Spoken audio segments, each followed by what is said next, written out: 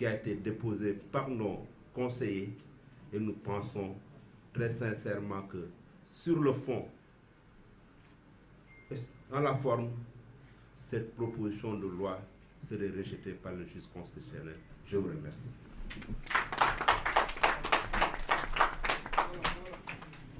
Ils vont le dire, ils vont le traduire.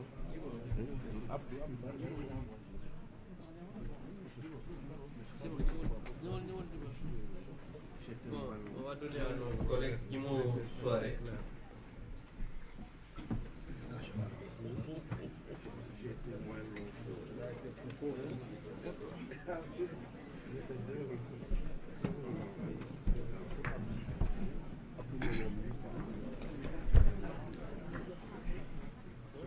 Je vous remercie, mes chers collègues, mesdames, messieurs. Assalamu alaikum. Je pense que l'essentiel a été dit par les collègues qui m'ont précédé. Moi, je voudrais juste ajouter que la démocratie ne se décrète pas.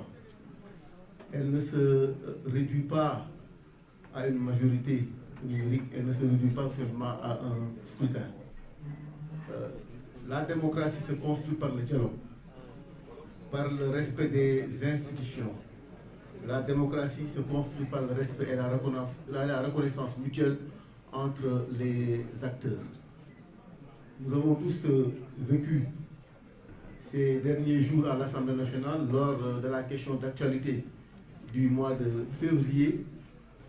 des menaces et des invectives du Premier ministre à l'encontre de nos collègues, principalement à l'encontre de notre collègue Abdou Karim Sall, qu'il a menacé et s'est même permis de remettre en cause son statut d'imam. Je ne pense pas que cela élève le niveau du débat démocratique au Sénégal. Nous avons aussi vu le président de l'Assemblée nationale, lors du vote de la loi interprétative, nous refuser, nous, députés de l'opposition qui avons déposé des amendements, de prendre la parole pour expliquer les amendements déposés.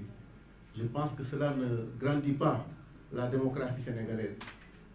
Le Sénégal mérite un parlement, le Sénégal mérite un parlement respecté, un exécutif à l'écoute et des débats qui élèvent et non des débats qui divisent.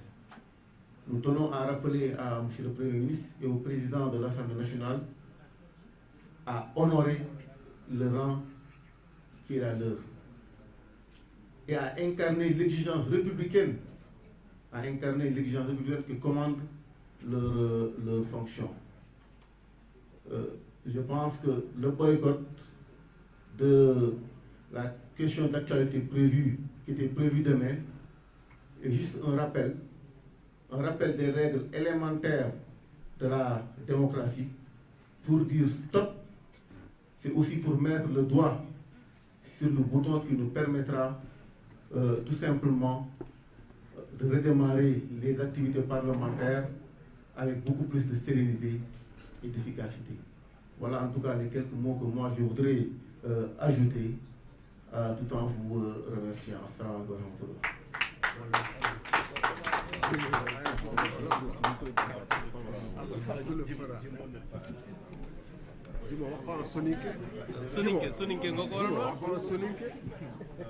Maintenant, on va prendre 4 questions. Mais sans rek pour wax tuuti rek ci ñaari minutes ci wolof suñu collègue Mbaye Dione wax na ko recours bi wax na ne bi ñu koy déposé 23 ñoo signé maanaam 17 rek lañu soxla woon ñu ne comme boo yemee 17 mën nañu wax peut-être signature bi baaxul ñu def 23 mais 23 yooyu signé mënoon nañu dem au-delà parce que li nekk fii mat na 30 wax naa ko sànq Cheikh Oumar Anne bu ngeen xawlee day mel ne nekku ci mais mi ngi nii toog Mame Diop ancien président de l'Assemblée nationale Amadou Mame Diop moom aussi da ngay gis turam nekku ci Jimo Soare bi doon wax léegi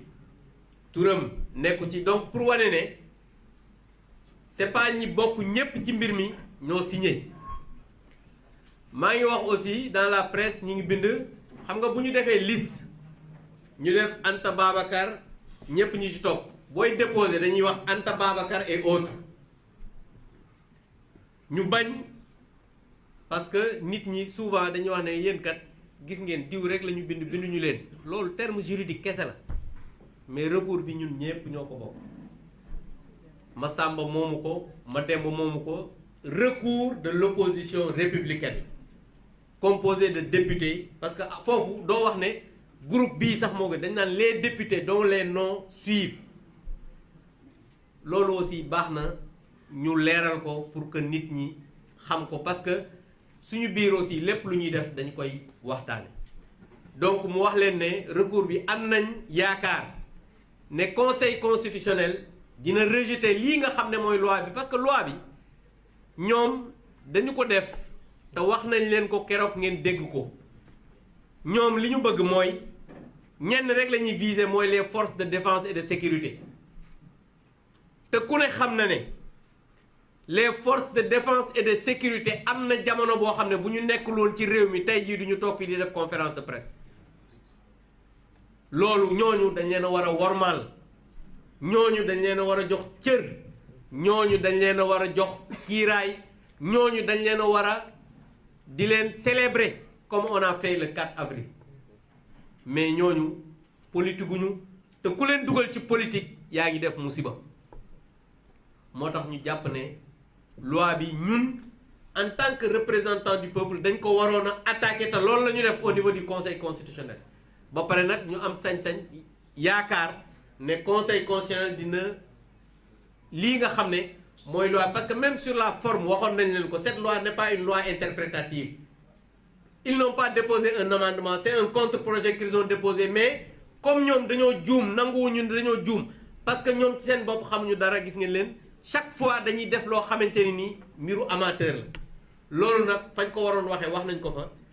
Mbaye Dione wax na léegi pourquoi ñu yaakaar la nga xamante nii moom mooy loi bi conseil constitutionnel dina ko rejeter parce que jàpp nañ ne ci forme bi comme ci fond bi les arguments yi nga xamante ni moom lañ jox conseil constitutionnel jàpp nañ te mën ci sukkandiku pour rejeter loi boobu donc léegi dañuy jël 4 questions rek ci confrère bu dee am nañ ay questions bien sûr hein c'est bon voilà yéen de ñu ngi leen di sant di leen gërëm vous êtes de très bons journalistes voilà on va donner à la présidente qui voulait Aïssata qui voulait dire un mot kaay ni